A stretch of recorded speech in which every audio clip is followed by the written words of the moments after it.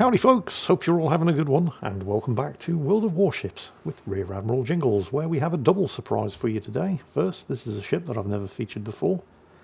It's the Italian Tier 9 cruiser, more on that in a moment, from the dockyard, the Michelangelo.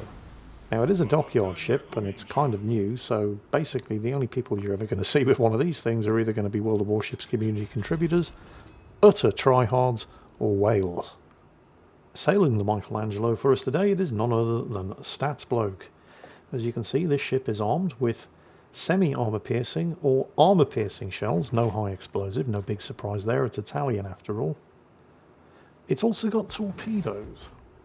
Let's take a quick look at the torpedoes too. I mean, it's an Italian cruiser.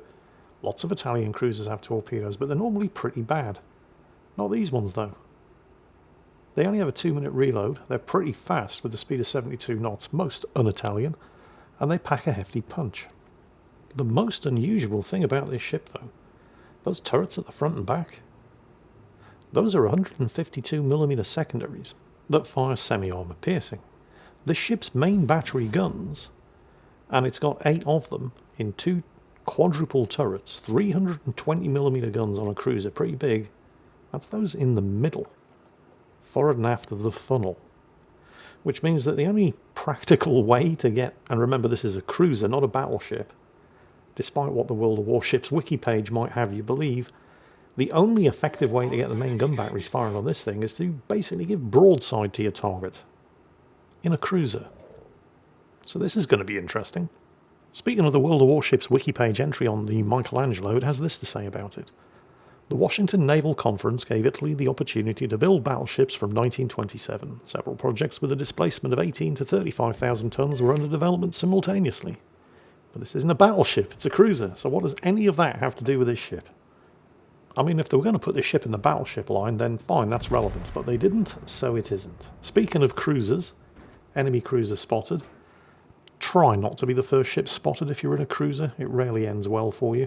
Which of course is why Stats Bloke refrained from shooting at the spotted enemy cruiser until he could get the shot away safely, because he didn't want to be the first ship spotted, because he is also in a cruiser, not a battleship. And there's the little bugger who spotted him. Smally boat ahead. It's the enemy Kitakazi.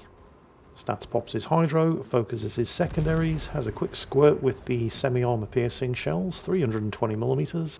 Scores a couple of hits. Unfortunately, large caliber semi-armour piercing is capped at 10% maximum damage when you're firing at smally boats. And now, of course, Stats is spotted.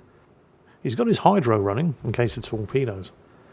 Unfortunately, he is spotted, which means the Kitakazi is able to continue hosing him down with its extremely rapid firing 100mm high explosive. However, he does have high speed smoke, and that's going to be really bad news for the Kitakazi. He's able to continue steaming at full speed, and as long as he doesn't fire the main battery guns, he will remain undetected. You don't get spotted by firing the secondaries. And he's now close enough to hydro the Kitakazi, which puts the Japanese destroyer in an extremely bad spot. He panic dumps his torpedoes into this rapidly approaching smoke screen, but he doesn't actually have a target to aim at. Oh, there goes his torpedo reload booster, and they're going to miss as well. Stats is still unspotted, because he hasn't pulled the trigger on the 320mm yet. I mean, he's about to now, because he's about to get proxy spotted, which is a bit too little and too late for the Kitakazi, and there's the first blood award. Firing the big guns, even though the high-speed smoke is running, does get him spotted by the Bismarck up ahead. Yeah. But remember, the guns on this thing are all in the middle, so he can't shoot the Bismarck without giving broadside, and in a cruiser against a Bismarck at that kind of range, it would be suicide. Instead, he focuses the main battery guns on whatever new premium flavour of the month Russian Tier 8 cruiser that is, and unleashes the torpedoes into the Bismarck, who is clearly trying to go for a ram, fails at that, and then it looks like he fails at scoring a hit with his main battery guns from a range of 100 metres.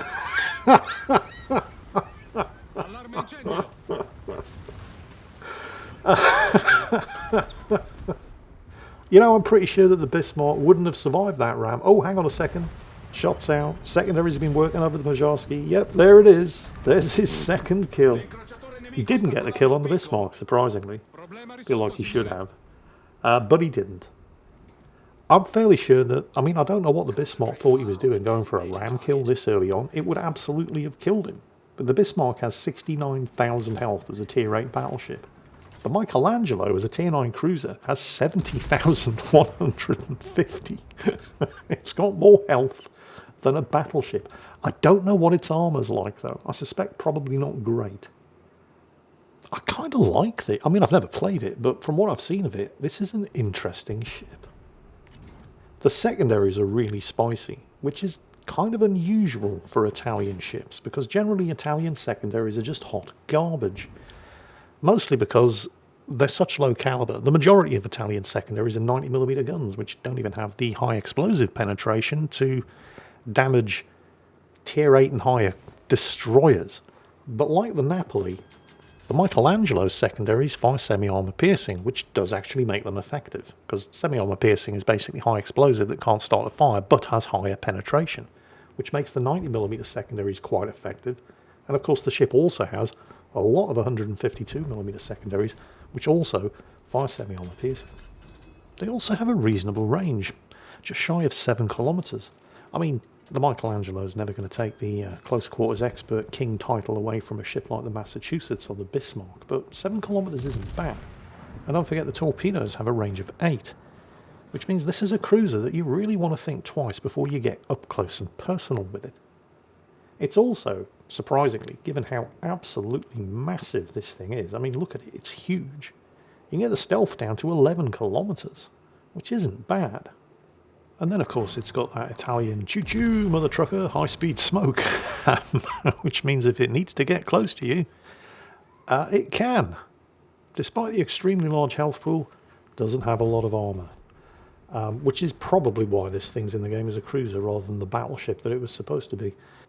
It only has 25mm, which is cruiser territory, of bow and stern plating, which means that 15-inch or higher armour-piercing shells can overmatch the bow and stern and potentially citadel this thing from the front.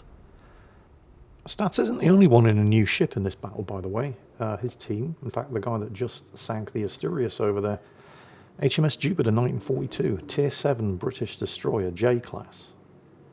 Haven't been able to find out an awful lot about it, but it seems fairly standard. I mean, there's nothing special. It's got a single torpedo launcher, it's got 6 120mm guns, it's got a quite pedestrian speed of 36 knots, although it does have an engine boost, short duration burst smoke generator. I mean, it seems fairly standard as British destroyers go. It seems to be a lot like the Cossack, just a tier lower. The guy sailing it, however, his name's quite amusing. You might not get it, though. Bela Lugosi is dead.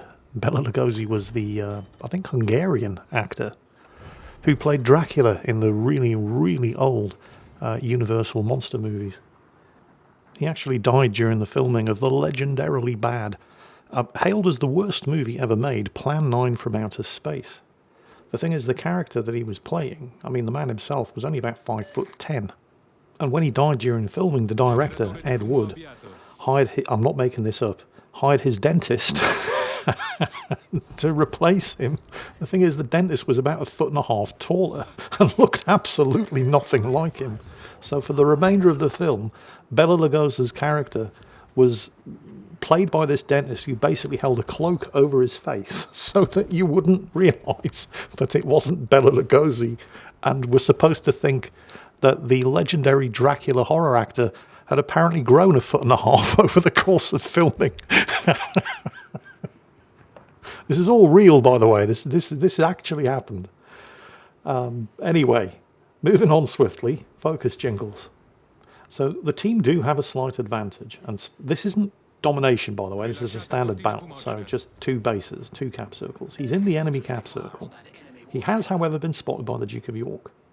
Now, the good news is that the Duke of York is armed with 14-inch guns. So even if he's firing armor piercing, he's not going to be able to overmatch stats bows and citadel from the front. The bad news, and actually there's a lot of bad news, is that the Duke of York is the kind of ship that has very, very good high explosive and is probably going to have loaded that instead. And large caliber high explosive can make a real mess of a cruiser like this. Even more bad news, that's a Duncan. That's a battle cruiser, and that is definitely going to be firing armor piercing, and it will be able to overmatch the bows. And of course, because all of Stats' guns are in the side, there's no way he can afford to turn and give broadside to either of these guys, because 14-inch armor piercing will absolutely blow you out of the water if you give a nice big flat broadside to shoot at.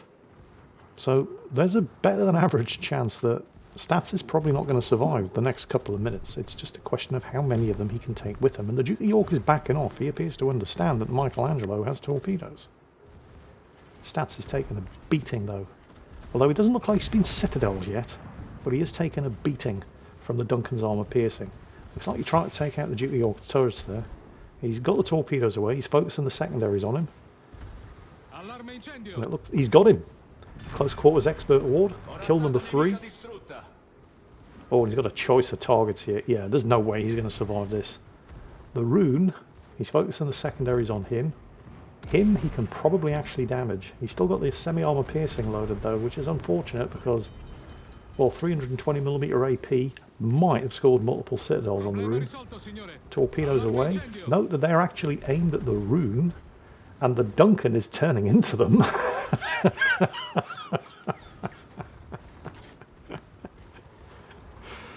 Yeah, Stats is done. But can he take the Duncan with him? That's going to be 2 torpedoes. Oh, not quite enough. Are you kidding? But it's a flood. Secondaries on the Duncan now as well. Come on. Oh, he's recovering health. He's healing up. It's not going to be a kill. No. Oh, well, never mind. Close, but no cigar.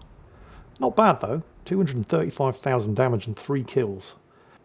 Actually, if we're going to be specific about it, 235,000 damage, 3 kills, high caliber, Confederate, close quarters expert, and first blood. Yeah. Not bad. Now it's up to the rest of the team to seal the deal, and thanks in no small part to Stats, the team have a 100-point lead.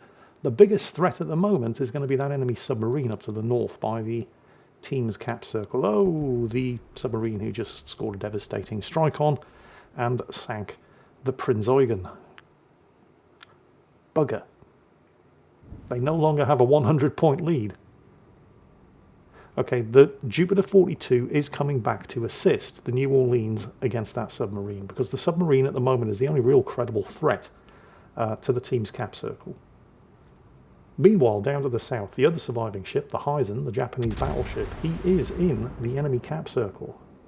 But he's a battleship, and he's got a surface detection range around about the size of Tycho Crater, so it's unlikely that he's going to be able to flip the cap unspotted. But while he's down there, he is commanding the attention of the Duncan and the Rune, which means the Jupiter 42 and the New Orleans, and the New Orleans is sending out its depth charge attack planes, they should be able to deal with the submarine without too many problems.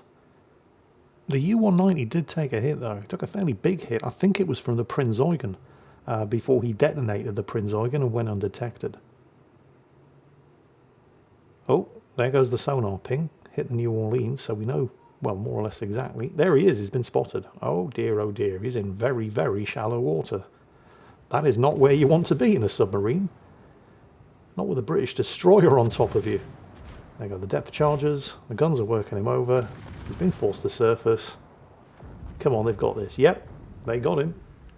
That's the Jupiter's 4th kill. He's been having... Remember, he's a bottom tier destroyer. He's been having a really good game. So that kill has put the team more than 100 points ahead again. Unfortunately, the Heisen here is not having such a good time. He's currently got a triple fire going. Remember, fires on battleships last for the full 60-second duration. That's a battleship captain who has not taken the fire prevention skill, which limits the number of fires possible to 3. That's not good. You can, and don't worry about the torpedoes, those are from the Rune. They don't have the range to reach him. But you can kind of appreciate why he came down here. 1, he's in the cap circle, and 2, the Rune and the Duncan, by the time Stats was finished with them, were both on very, very low health. And they're not anymore. I think it's at this point where the Heisen captain realises he needs to get out of here. But again, I don't want to be too critical of him, because coming down here to the cap circle probably seemed like a good idea at the time. But even if he realised that actually it isn't a minute ago and turned to get out of here, he probably still would have died, because the Duncan was moving to outflank and cut him off. while his attention was being held by the rune, so the Heisen would have probably died anyway. Despite the loss, however, the team are still ahead, but only by about 50 points. How much time is remaining? Let's have a quick look. Oh, 5 minutes. Okay, we have a bit of a good news, bad news situation. The New Orleans needs to stop shooting. That much is clear, because the team cannot afford to lose another ship. If they do, the enemy team will go ahead, and then the shoe will be on the other foot. The New Orleans, however, is shooting, despite the whole team telling him, stop shooting and just run. However, despite that very close brush with death, leaving him basically a one-shot kill the next time he gets spotted, the New Orleans, to his credit, is doing exactly what the team are telling him to do. Stop shooting, get the hell out of there. Meanwhile, Jupiter 42, who is clearly nobody's fool, can quite easily outspot a rune, although he'll have to be careful of the rune's hydro, but he can quite easily outspot a rune and a Duncan. And even though he only has the one torpedo launcher, which fires 5 torpedoes, even if he can't kill the rune or the Duncan, as long as the New Orleans hides, which he is doing, and which isn't difficult to do given all of the islands around here, and as long as the Jupiter doesn't get spotted, which isn't difficult to do because he's in a destroyer against a heavy cruiser and a battleship, he can launch those torpedoes at these two guys who are so far south it's going to take them at least a couple of minutes to get to the cap circle, and slow them down even if he doesn't hit them and sink them with the torpedoes, just by virtue of them having to maneuver to avoid them when they get spotted. So, and that's exactly what he's doing. So, in the time remaining, and the Jupiter's already turning around and making really big steps in the opposite direction after dumping the torpedoes, but in the time remaining, 3.5 minutes, there's no way the Rune and the Duncan are going to get anywhere near this cap circle in time to flip it and win by capping, which means the enemy team must get a kill in order to win. The Jupiter gets 1 torpedo on the Duncan. It's unfortunate, 2 would have sunk him, 1 wasn't enough, but it is making him change his course and speed, and that's really all it needs to do. The Jupiter is of course being extremely careful that he doesn't get spotted, although the Duncan's the closest ship, the Rune's further away, so he doesn't really need to worry too much about the Rune's hydro. He just has to... Whoa, New Orleans, what are you doing? Actually, you know what? That wasn't a terrible shot, because the Duncan is on low health. If the New Orleans could start a fire, that might be enough to seal the victory. And there was no direct line of sight between himself and the Duncan when he took the shot, thanks to the islands. He was relying on the Jupiter's spotting. So that wasn't the dumbest thing I've ever seen anybody do. The New Orleans is still on 1,273 health as the Jupiter reloads its torpedoes and continues once again to either sink or slow down that Duncan. New Orleans was on 1,273 health. Still on 1,273 health. Okay, it's all good. He didn't get spotted. Wait, why is everybody in chat calling him an idiot? Oh, he's on 80 health. He did get spotted. Okay, well, he's still alive by the skin of his teeth. Perhaps he's learned his lesson. Nope, still an idiot, still shooting at the Duncan, still spotted, still getting shot back at. And... oh, he's not dead yet. Oh, me and my big mouth.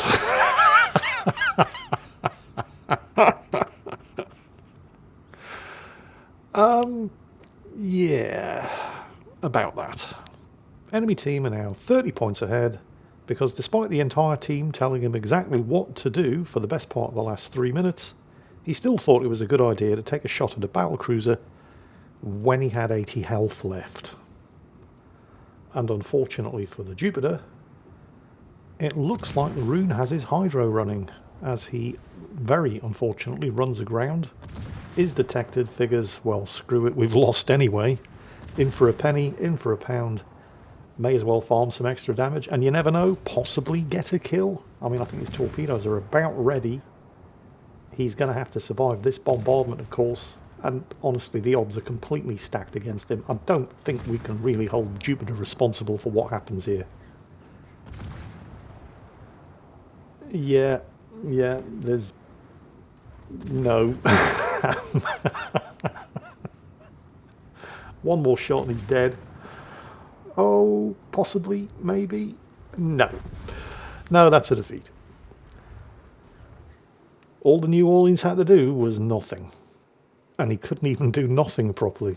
Which means, stats bloke, with 235,000 damage, 3 kills, Confederate, close quarters expert, first blood and high caliber in the Italian Tier 9 cruiser that was apparently supposed to be a battleship, the Michelangelo, has to eat a defeat. And in doing so, on a defeat, earned more base experience than all but the top 3 experience earners on the enemy team got for winning, and all because the New Orleans couldn't do nothing properly. I do apologise for the loss of any brain cells that you may have incurred by watching this battle. Anybody who wants a refund can inquire at StatsBloke at the link in the video description. In the meantime, I hope you've been entertained, and as always, take care, and I'll catch you next time.